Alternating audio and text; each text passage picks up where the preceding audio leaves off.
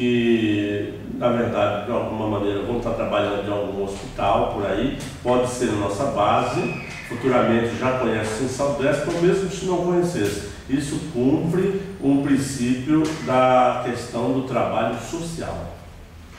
Você quer dizer que, nesse atual momento, o nosso sindicato é um sindicato cidadão.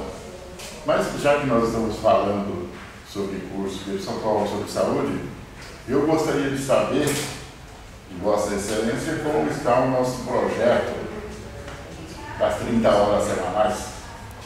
Pois é, as 30 horas semanais se encontram, eu creio, parado, e eu acho que após a eleição nacional que vai haver agora em outubro, a tendência é que no próximo governo, às 30 horas, nós continuamos ainda com essa intensa luta e vai ser aprovado, se Deus quiser. Agradeço e estamos aí. O Sinsaúde é um sindicato cidadão. E aqui é a Casa do Trabalhador da Saúde.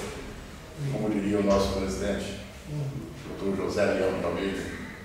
Mas vem cá, eu fiquei sabendo que parece que vão colocar o projeto dos técnicos de mobilizações para votar. O que você tem a falar sobre isso? Eu sou plenamente a favor da aprovação do projeto. Eu acho que os técnicos de mobilização ortopédica hoje no país, não só em São Paulo, é um trabalhador de extrema importância, e principalmente nos pronto-socorros. Nós não podemos pensar de maneira nenhuma de trabalhar na ilegalidade ou de substituir esse profissional por um outro. Eu acho que já está na hora, está maduro. O Ayrton da Asteg, você está na Asteg também, tem incorporado essa briga, e eu acho que é visível a importância dos técnicos de mobilização ortopédica nesse segmento hospitalar. Perfeito, o Sinsaúde te agradece pela colaboração. Uma boa noite.